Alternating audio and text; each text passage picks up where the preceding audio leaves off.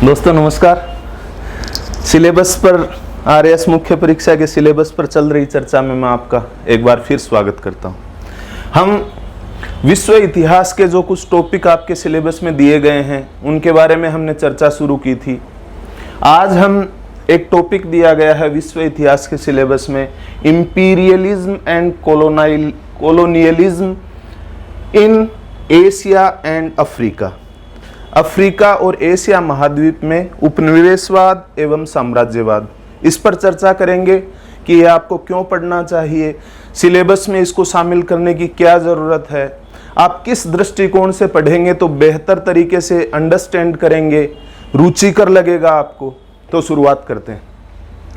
दोस्तों, ये उपनिवेशवाद और साम्राज्यवाद बेसिक जो रीज़न है वो ये माना जाता है कि यूरोप में तीन प्रमुख घटनाएं हुई, उन्हीं का ये प्रभाव था। पहली घटना थी पुनर्जागरण। पुनर्जागरण ने व्यापक स्तर पर वहाँ के जो नाविक थे, जो राजा थे, जो बड़े बिजनेसमैन थे, उनको इस बात की प्रेरणा मिली कि पूरे विश्व की खोज होनी चाहिए। कोई पूर्व की तरफ निकल पड़ा, कोई पश्चिम की तरफ निकल पड़ा। तो यूरोप के जो समृद्ध देश थे उन देशों को ये पता चला कि विश्व में ऐसे बहुत सारे देश हैं जहाँ अलग बोली, भाषा, अलग संसाधन हैं। तो पुनर्जागरण को उपनिवेशवाद और साम्राज्यवाद का पहला कारण माना जा सकता है। आप इस दृष्टिकोण से पढ़ोगे तो पुनर्जागरण को भी बेहतर तरीके से समझोगे और उपनिवेशवाद और साम्राज्यवाद की भी अंडरस्टैंडिंग आपके मस्तिष्क में ज़्यादा बेहतर तरीके से होगी। आप अच्छे तरीके से स्वयं को एक्सप्रेस कर पाओगे जो भी इन शब्दों का अर्थ है। दूसरा माना जाता है धर्म सुधार आंदोलन।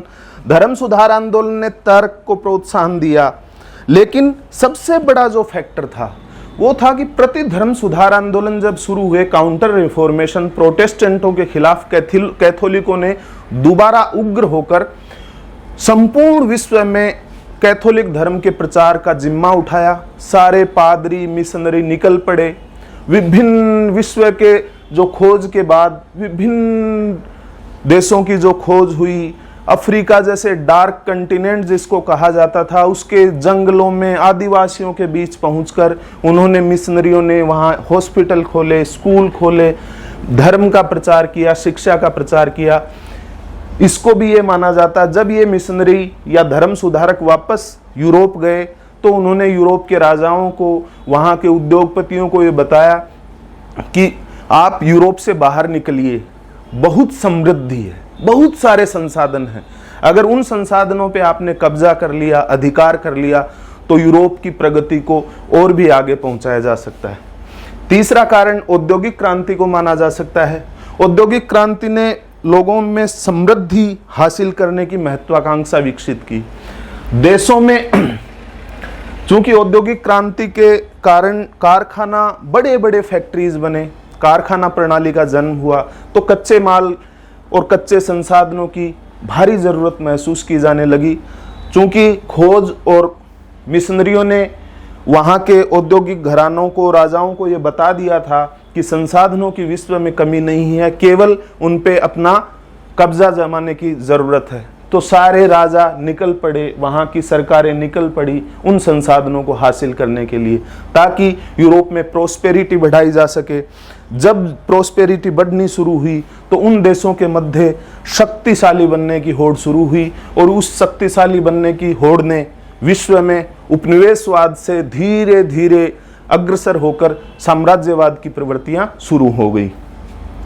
दोस्तों, ये एक रीजन है कि भाई साम्राज्यवाद और उपनिवेशवाद के कारण क्या रहे होंगे, लेकिन फिर भी अगर हम साम्राज्यवाद और उपनिवेशवाद को एक नए दृष्टिकोण से पढ़ने का प्रयास करेंगे तो आप समझेंगे कि आपके सिलेबस में बहुत सारी ऐसी चीजें हैं जो इंटरकनेक्टेड हैं।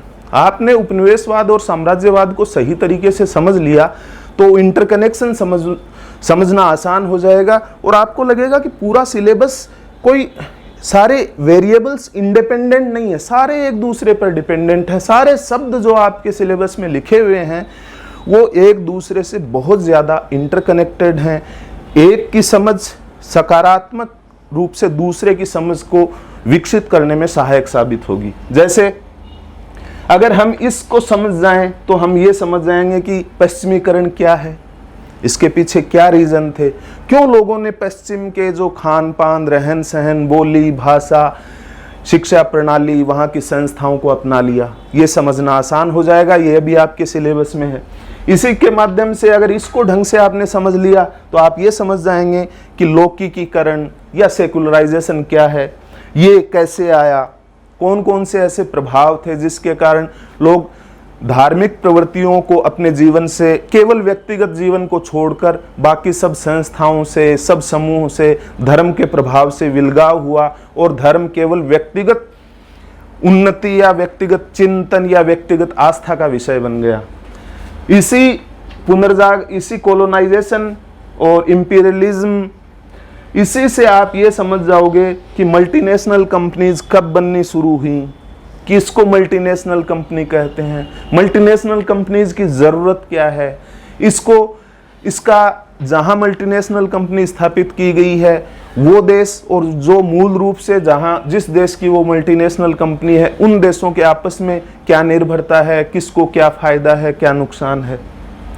इस प्रवृत्ति को हम ग्लोबलाइजेशन की शुरुआत भी मान सकते हैं आधुनिक संदर्भ में। अगर पूर्व में देखें तो चंगेज खां, मुगलों का बात करें, तुर्की के राजाओं की बात करें तो पहले भी था, ऐसी बात नहीं है, लेकिन आधुनिक दृष्टिकोण से ग्लोबलाइजेशन या भूमंडलीकरण या वैश्वीकरण की शुरुआत इन्हीं दो परिघटनाओं में हम खोज सकते हैं। इसी को अगर आपने ढंग से समझ लिया तो आप डेवलपमेंट एडमिनिस्ट्रेशन, जो आपके पब्लिक एडमिनिस्ट्रेशन वाला पार्ट है, उसमें है विकास प्रशासन, उसको समझने में आसानी हो जाएगी कि ऐसा क्या कारण था कि रॉकफेलर फाउंडेशन ने इन जो डेवलपिंग कंट्रीज थे या जो नए 50 और 60 के दशक में जो देश आज़ाद हुए थे, वहाँ रिसर्च करने के लिए, वहाँ की संस्थाओं का अध्ययन करने के लिए, वहाँ के समाजों का अध्ययन करने के लिए बहुत सारा फंड, चैरिटी उपलब्ध करवाई, फंड उपलब्ध करवाया।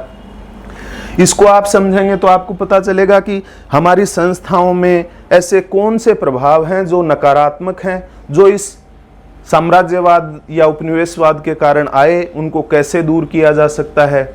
जब आप सेवा में आएंगे तो बेहतर तरीके से जिस संस्था के लिए काम करेंगे वो संस्था डेवलपमेंट एडमिनिस्ट्रेशन में और एडमिनिस्ट्रेटिव डेवलपमेंट में कैसे आप आगे बढ़ सकते हैं, ये समझना काफ़ी आसान हो जाएगा।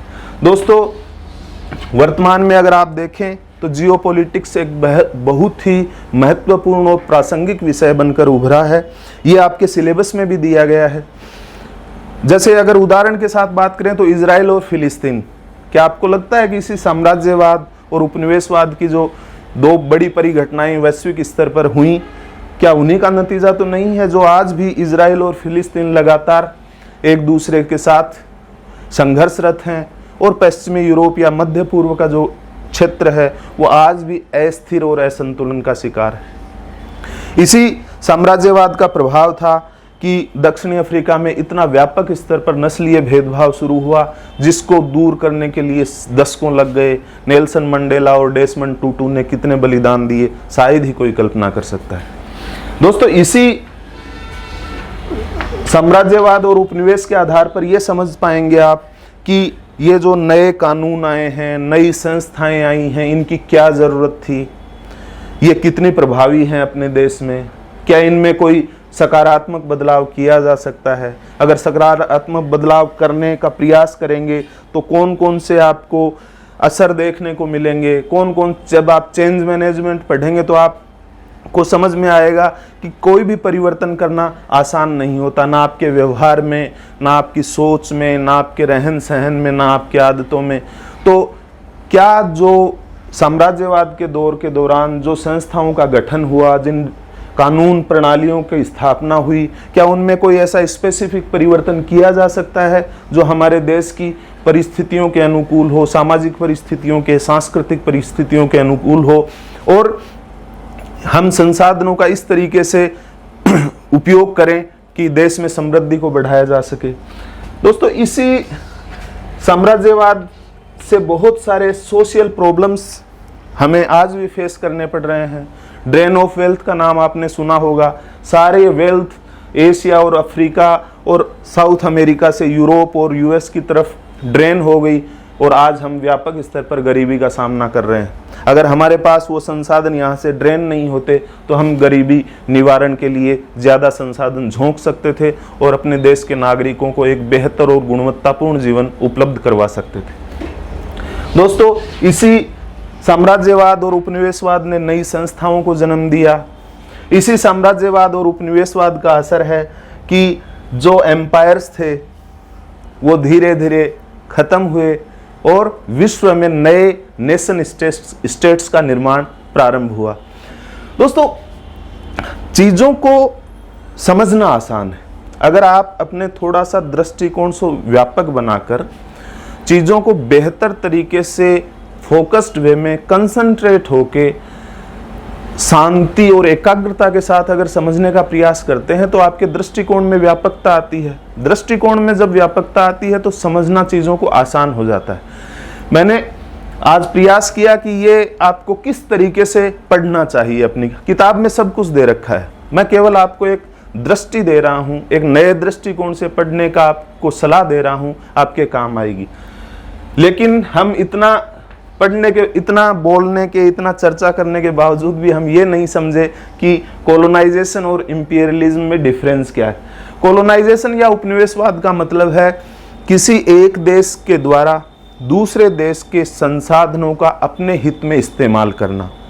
उसके लिए उनको राजनीतिक सत्ता की जरूरत नहीं होती है। लेकिन जब उन देशों को जो उन संसाधनों का शोषण कर रहे हैं या उन संसाधनों पे अधिकार कर रहे हैं प्रत्यक्ष या अप्रत्यक्ष तरीके से, जब उनको ये लगने लग जाता है कि हो सकता है कोई ऐसी परिस्थिति सामने आ जाए कि लोग विद्रोह कर दें और हमें यहाँ से भगा दें, इसलिए धीरे धीरे वो उस देश की जहाँ का वो आर्थिक शोषण कर रहे हैं वहाँ की राजनीतिक सत्ता पर अपना प्रभाव जमाना शुरू कर देते हैं और प्रभाव जमाते जमाते स्वयं सत्तासीन हो जाते हैं। इसको कहा जाता है साम्राज्यवाद। आज के एपिसोड में इतना ही।